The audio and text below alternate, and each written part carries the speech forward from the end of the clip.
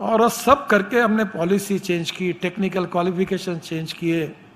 और आपको मैं बताता हूँ कि वो टनल का टेंडर चौथी बार आपने निकाला, जिसका 12,000 करोड़ एस्टिमेट कॉस्ट थी, वो मेघा इंजीनियरिंग ने 5,000 करोड़ में लिया है। हमने 5,000 करोड़ बचाए। और आज ही नीति आयोग के मीटिंग में लद्दाख लेह के गवर्नर जो थे, उन्होंने बताया प्रधानमंत्री जी को कि इतना फास्ट काम हो रहा है, हम उम्मीदें नहीं कर सकते। अभी मेरा कल्पना है कि वो मनाली से एक टनल बनी, अटल टनल, तो रोहतांग पास पर जाते हैं तो 3.5 घंटे लगे, और वहां से नीचे उतर के मैं टनल से आया तो 9 मिनट में आया। अब रोहतांग पास वो जो टनल है, अटल टनल से मैं 4 टनल बना रहा हूं, और वहां से लद्दाख लेह को पूरे हिमालय में, और फिर जोजिला है, जोजिला से झेड़मोर है, और झेड़मोर से श्रीनगर है। तो ये इतना अच्छा प्रदेश है, और वो टनल में 5,000 करोड़ बच गए। तो आज to save money is to earn money, to cost of construction को कम करना without compromise with quality of construction. और मटेरियल के भी करो, ये स्टील और सीमेंट वालों ने मोनोपोली की, बहुत गालियां खाई है मेरी इन्होंने, क्योंकि कार्टेल कर लेते हैं। तो मैंने अभी ग्लास फाइबर स्टील लाया, तुम भी यूज करो। ग्लास फाइबर स्टील जो है वो सस्ता है क्योंकि लाइट है। 1 टन स्टील का जो वजन है, उसके ग्लास फाइबर स्टील का वजन 350-400 किलो है, और उसकी स्ट्रेंथ इससे ज्यादा है। तो आप धीरे धीरे अल्टरनेटिव मटेरियल रखो तो सब मटेरियल सप्लाई वाले जमीन पर रहेंगे, नहीं तो मोनोपोली हो जाएगी, तो बढ़ाते जाएंगे तो आपको प्रॉब्लम आएगा। तो सीमेंट का भी अल्टरनेटिव ढूंढो, वो भी मैंने ढूंढे हैं। और इसलिए मैं आपको कहता हूं, मैं अभी वो मलेशियन इंजीनियर को पूछ रहा था कि ये जो बीम और पियर होता है, इसमें स्टील अगर नहीं डाला, इसमें कंक्रीट में अगर स्टील फाइबर डाला और उसके साथ उसका कास्टिंग किया तो क्या होगा? तो वो बोला, यह पहली बार आपने मुझे ये पूछा है, मैं अध्ययन करता हूं, पर मुझे आपकी बात समझ में आ रही कि स्टील फाइबर डालने से जब स्ट्रेंथ बीम की इतना जाने के बजाय इतना ही है, कम है, तो ये हो सकता है ना, स्टील को निकाल दो उसमें से। और ये जो स्टील फाइबर है, उसमें जो पुराने टायर जो थे वो इंपोर्ट नहीं हो रहे थे, तो मैंने स्टील फाइबर के लिए पुराने टायर को, मैं ऑटोमोबाइल का मंत्री हूं, तो मैंने एनवायरमेंट वालों को इसको इंपोर्ट करो। तो अभी प्लास्टिक 10% और रबर पाउडर 10% बिटुमिन में डाल रहे हैं, क्योंकि वेस्ट टू वेल्थ यही है। तो मैंने वो तार निकलती है टायर में से, तो मैंने कहा ये तार से फाइबर निकालो वेस्ट में, भंगार से, और ये कास्टिंग में डालो, ताकि नए स्टील वालों के पास जाने की जरूरत नहीं पड़ेगी। ये 30 रुपए 40 रुपए किलो मिलेगी, इनका 60 रुपए किलो है। तो और अभी हमने स्क्रैपिंग पॉलिसी भी लाई हुई है। तो मेरा आपको यही सुझाव है कि कॉस्ट ऑफ कंस्ट्रक्शन को कम करने के लिए इनोवेशन और टेक्नोलॉजी में successful practice in the world, उसका उपयोग करो, उस मटेरियल का उपयोग करो। अभी बांबू का काफी उपयोग हो रहा है। अभी बंगलोर का नया एयरपोर्ट बांबू का बन रहा है, मालदीव में बड़े बड़े होटल्स बांबू के बन रहे हैं, वो भीमा बांबू हम जगह जगह लगा रहे हैं। तो जब बांबू लगना, bamboo is a good material for construction, तो आप जब 4 अल्टरनेटिव तैयार होंगे तो स्टील वाले के भाव जमीन पर रहेंगे। और इसलिए स्वाभाविक रूप से कंस्ट्रक्शन इंडस्ट्री को बहुत अच्छा फ्यूचर है। और मैं आपको ये कहूँगा कि मैं 2 लाख करोड़ के लॉजिस्टिक पार्क बना रहा हूँ, उसमें 36 पार्क मंजूर हुए, 5-7 पर काम भी शुरू हुआ है। ये ड्राई पोर्ट बना रहे हैं हम सिंधी में, फिर जालना में, और अभी तो मुंबई बड़े बड़े हाईवे पर हम लॉजिस्टिक पार्क बना रहे हैं। अभी हम बस पोर्ट बनाने का काम कर रहे हैं। तो ये जो एयरपोर्ट बने, वैसे बस पोर्ट है, मेरे को अभी जो लिस्ट मिली है 100 बस पोर्ट की है। तो एक एक बस पोर्ट बड़े हैं, वो भी बीओटी में निकालने का हमारा विचार है। और सबसे इंपॉर्टेंट चीज है कि मैं रोपवे, केबल कार और फेनेकुलर रेलवे बना रहा हूँ। 165 प्रपोजल अभी मैं मंजूर करने वाला हूँ। ये आपकी सिविल इंजीनियरिंग से रिलेटेड है। कल शिवराज सिंह चौहान मेरे पास थे, तो मेरे मन का एक ड्रीम प्रोजेक्ट है, मैं भोपाल में जब हवाई जहाज से ऊपर उतरता हूँ तो वो 7 लेक है, तो मैंने उनको कहा कि मैं डबल डेकर बस हवा में चलने वाले आपको देता हूँ, और वो एयरपोर्ट से ऊपर से हवा से एक एक लेक के ऊपर से चलेगी और पूरा भोपाल घूमेगी, और 200 लोग एक समय हवा में चलेंगे। तो कल मैंने उनको उसका प्रेजेंटेशन बताया। अब टेक्नोलॉजी बहुत बदल चुकी है, और भारतीय लोग कम नहीं है। अब बड़े बड़े प्रमाण पर पब्लिक ट्रांसपोर्ट और इलेक्ट्रिसिटी बहुत है। अभी हमारे यहाँ मेट्रो 350 करोड़ रुपए लगे, मैंने मेट्रो तैयार करने का प्लान किया है, 2 करोड़ रुपए पर किलोमीटर। कोई विश्वास ही नहीं रखता। अभी हम नागपुर, अभी 18-19 तारीख को रेलवे मंत्री आ रहे हैं और हम उसका काम शुरू करने वाले हैं कि नागपुर से अमरावती, नागपुर से चंद्रपुर, नागपुर से गोंदिया और नागपुर से जबलपुर, नागपुर से गोंदिया, नागपुर से छिंदवाड़ा, नागपुर से बैतूल और नागपुर से रामटेक और नागपुर से वर्षा, पूरी ब्रॉडगेज है।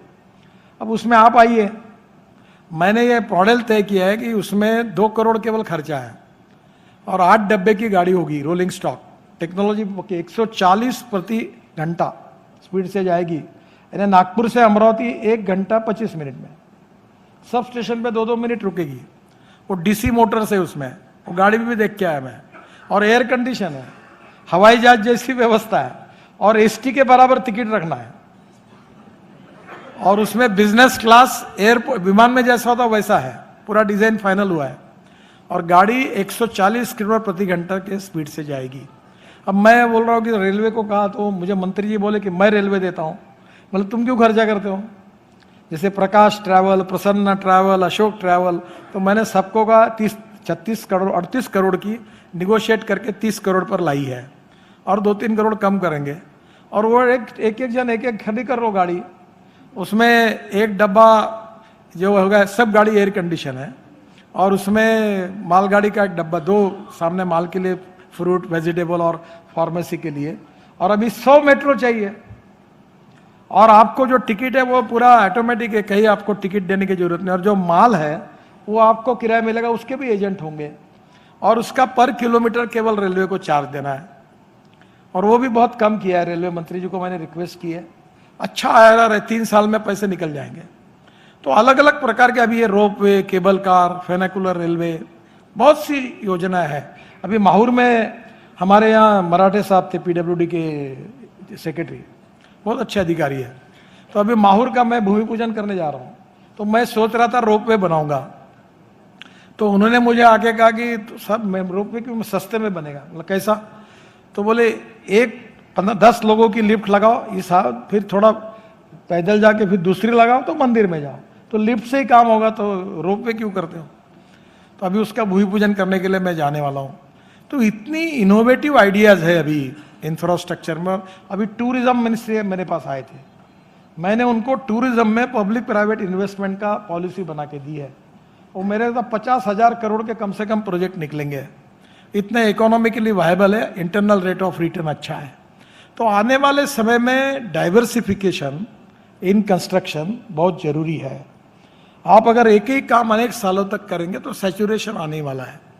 बहुत खुशी है मुझे कि मुरली जी का आपने सत्कार किया, क्योंकि उनकी जनरेशन में उन्होंने बहुत अच्छा काम किया। अठौले जी को भी मैं शुभकामनाएं देता हूँ, वो वाइस प्रेसिडेंट बन गए।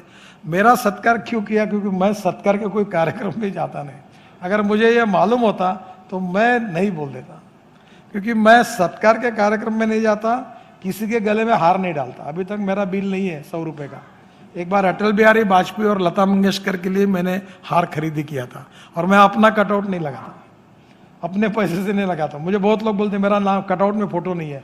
अरे मतलब तेरा फोटो इसलिए नहीं कि तेरा फोटो लगा के कोई फायदा नहीं हो रहा इसलिए नहीं लगा जिस दिन लोगों को लगता है इनका फोटो लगाने से फायदा है तो लगा देते हैं, मतलब आप चिंता क्यों करते? तो मुझे आपने सत्कार किया, मैं नागपुर का ही हूँ और इसलिए आपकी शुभकामनाएं और शुभेच्छाएं हैं। और बल्कि मैं इंजीनियर नहीं होने के बाद भी मुझे काफ़ी काम करने का मौका मिला और अभी भी हर साल 5 लाख करोड़ के काम है। मेरे पास पैसे की कमी नहीं है कोई। आपको मैं बताता हूँ, आप हमारे यहाँ काम करिए, ये महाराष्ट्र सरकार में बहुत तकलीफ है, हमारे यहाँ नहीं है। हमारे यहाँ दूसरा ठेकेदार को हमारे यहाँ घर आने की जरूरत भी नहीं है। बाकी जगह वो अभी आप बोल रहे थे ना भाषण में, काउंसिल तैयार करो, तो मैंने अजय को और सुनील को कहा और लिफाफा मांगने वाला नया तैयार हो जाएगा। पहले तो तुम त्रस्त हो। अच्छा, तुम्हारे में बोलने की हिम्मत ही नहीं है, क्योंकि बोलोगे तो काम नहीं मिलेगा। चुपचाप सब गांधीवादी हो आप क्योंकि नोटा दिए बिना काम नहीं होता कोई। तुम्हारी भी आदत बराबर है। तो अभी ज्यादा रिस्ट्रिक्शन वाले एजेंसियां मत बढ़ाओ, उल्टा कम करो। मैंने अभी निर्णय किया कि एक फाइल 16 जगह जा रही थी, तो पीएम ने कहा यह 4 जगह जानी चाहिए। तो एनएचआई चेयरमैन को कहा तुम्हारी कितनी जगह जा रही? 9 जगह जा रही, 12 जगह जा रही। मैंने बोला ये क्यों कर रहे हो आप? बोले सर ये प्रोसीजर है। मतलब प्रोसीजर नहीं है, हर जगह जिसके पास फाइल जाती है वो बोलता माझं काय हटा म्हणलं ये बंद करो। और अभी 4 ही जगह जाएगी। जितने लोग फाइल को जांच करते हैं उनसे कैसे क्लियर करना, उसका एक्सपर्टाइज आप जैसे लोगों के पास है, और किसके पास है तो मैंने कहा कि ये धंधा ही बंद करो, अब डिजिटल ट्रांजैक्शन करो ताकि ऑफिस में जाने की जरूरत ही नहीं पड़े। तो आने वाले समय में आपकी डिफिकल्टीज, तकलीफें मैं जानता हूँ। आज अर्बन इस पर भी नीति आयोग में चर्चा थी, और निश्चित रूप से नक्शा सैंक्शन करने के लिए आपको कारपोरेशन में क्या क्या करना पड़ता है इसके ऊपर बहुत किताबें लिखी जा सकती है। तो मुझे पता है आने वाले मेरे भी घर के नक्शे के लिए मेरे लड़के ने एक बार मुझे बोल दिया की माझ्या फंडात पडू नका, तुमचं नाव ही माझी अडचण आहे, आम्ही आमचं काम करून घेऊ, तुम्ही फोनही करू नका आणि कोणाला सांगूही नका तुम्ही सांगितलं तर आमची तकलीफ वाढते म्हणे। तो मुझे पता है कि कितने प्रॉब्लम्स आपको फेस करने पड़ते हैं, पर life is a game of contradiction, compulsion and limitations. The man is not finished when he is defeated, but he is finished when he quits. मैं रिचर्ड निक्सन के ऑटोबायोग्राफी का यह वाक्य अक्सर याद रखता हूँ। जब वो चुनाव हार गए और वाटरगेट के कारण उनकी बहुत बदनामी हुई, तो वॉशिंगटन में उनको कोई एरिया में रहने के लिए जगह नहीं मिल रही थी, लोगों ने बहिष्कृत किया था। और ऐसे समय उन्होंने अपनी जीवनी लिखी है। वो किताब मैंने बहुत सुंदर लिखी है। उसके आखिरी में एक सुंदर वाक्य है, वो यही वाक्य है कि the man is not finished when he is defeated, but he is finished when he quits.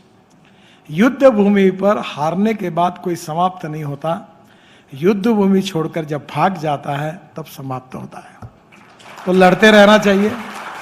आपके यहाँ तो मालूम नहीं, पर मैंने कंस्ट्रक्शन कंपनी के अनेक लोगों को जो मुर्दा करके डिक्लेयर हो गए थे उनको जान फूकी और उनको फिर काम को लगा दिया, बड़े बड़े कंपनियों को। और अभी भी मैं कल वो हमारी आईएएस ऑफिसर है एनएचआई की चेयरमन, उसको कह रहा था, तिला मराठी समजतो उनको, मॅडम मी म्हटलं वधूवर सूचक मंडळ काढला है।